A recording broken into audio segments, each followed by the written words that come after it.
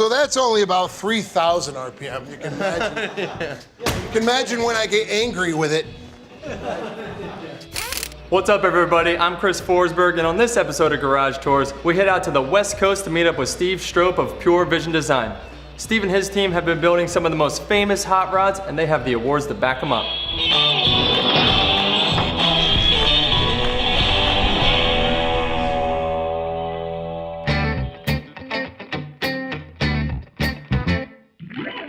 We're out here in Simi Valley, California to meet up with Steve from Pure Vision, where they are building some award-winning muscle cars with a classic look.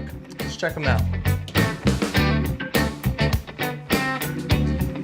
Steve. Hey, man. Hey, how are you? Good. Welcome to Pure Vision. Oh, man, thanks for having me. It looks like you guys got some pretty interesting builds here. Hey, you want to look around? Yeah, let's do it. Cool.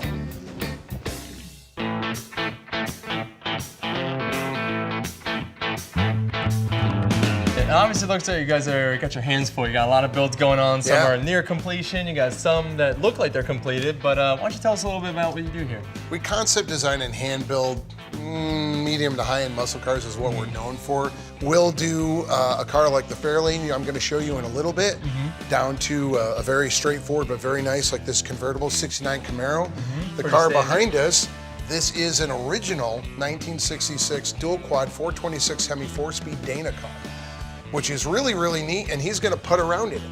He goes, just restore this and that piece and make sure it rolls down the road, and he wants to drive it. Oh, that's awesome. So we're entrusted with stuff like this to that nice Hemi Challenger behind you. That was on the cover of CarCraft. Can't say I missed that. No, it's a neat car. So everywhere in between, from, hey, can you put a Detroit speed suspension with bare brakes and HRE rims on our Camaro, to, hey, can you tune up and make stuff on my Hemi Satellite a little bit better, to, can you build us a car from the ground up?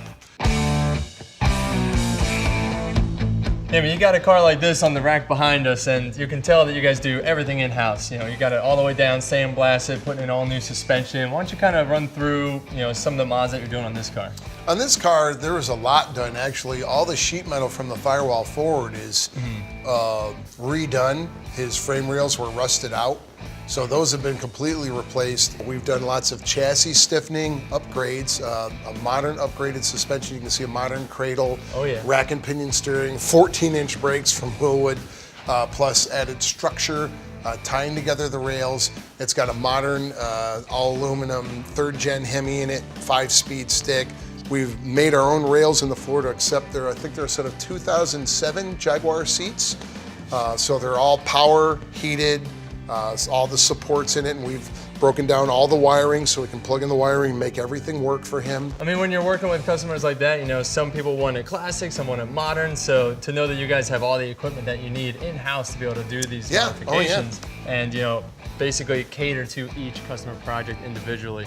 But, I heard you point out that Challenger earlier, so... Yeah, the Hemi Challenger. Yeah. Let's go check it out. Let's do it. Okay.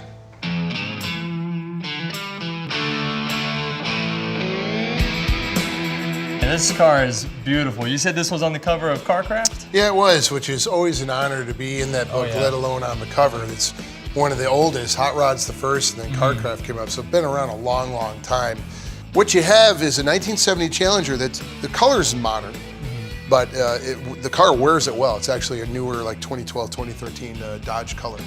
And, but it's still a Dodge Challenger. There's no crazy mods to the body, and it's got what they would call old school style mags or rims and tires from the day. So this build right here will never go out of style, at least with these kind of guys.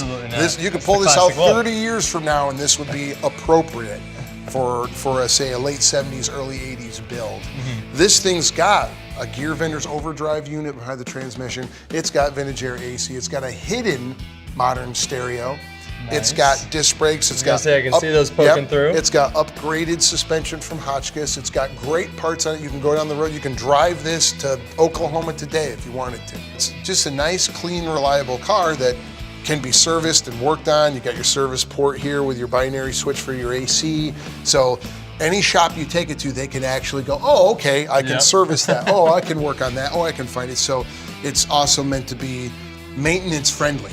And we, of course, we build cars for high-end competition where everything's hidden and trick, and and that comes with its own headaches. Of course. But this is a great example of you can build a super detailed car that can get press. You know, the guys that are chasing the magazine scene, but you can still make it usable and reliable.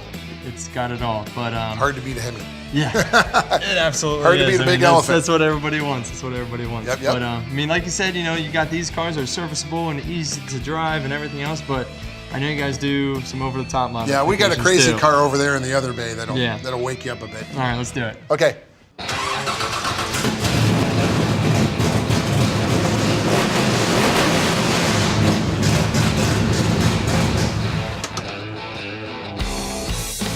So that's only about 3,000 RPM. You can imagine. You can imagine when I get angry with it.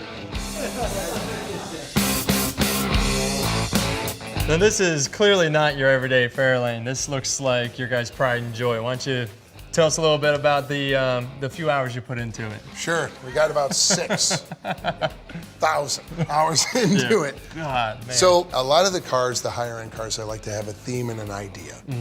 That keeps the build very focused. I came up with this idea of, like, GM used to have this thing, Skunk Works, you know, their top secret kind of side where they built their high performance stuff. So I said, well, what if Ford had this thing called Black Ops? You know, another kind of secret, you know, mission kind of people. So inside of Ford, they said, hey, we're gonna go racing next year with this Fairlane body. So build us a test car that we can do anything we want with. We're not chained by rules because we're not gonna put this car into any competition.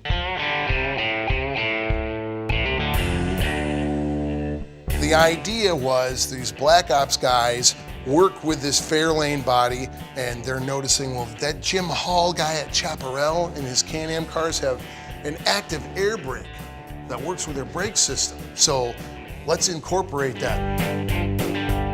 I like torsion bars, which besides Mopars, it was used in sprint car, Indy car, tons of different stuff. So the front torsion bar runs inside, hidden inside the frame rail, comes out through a notch in the frame rail and links to the lower control arm. The torsion bars for the rear suspension are in the trunk, crossover arms that go directly through, cupped holes through the top of the frame rail down to the quick change in the back. So now we got this neat hidden adjustable suspension that they're working with. Quick change in the back from Speedway allows them to change gearing while they're testing things. I didn't like the rear wheel opening. They were very low on the Fairlane. It kind of looked like a wheel skirt, you know, grandma. So we raised it, pinched it, you know, show off more of the rim. The striping down on the rocker is very Ford-esque. This striping is from a lot of the Fairlanes that ran NASCAR. Say your car was white, this would be red. So I did this as a call out, kind of a tip of the hat to Ford's NASCARs running that year. And then we took apart the dash. This had a big, giant, bulky dash pad, threw that away, made the little dash padette, did a nice simple insert with the gauges, and the numbers and pointers are done in the same thing as this watch here. It's the diver stuff, that super luminova that glows in the dark. This stuff, once it's charged up, will glow. So just fun. Having fun and trying to push some boundaries. Yeah, I mean, it makes sense. Like, if you're gonna do a build from the ground up, like you said, you have to have a theme and a direction, especially when you got multiple people on. You wanna make sure you all have the same mindset and same focus. Oh, yeah. And so, you know, you kind of throw it on the drawing board and you all stick to that plan and end up with a car like this.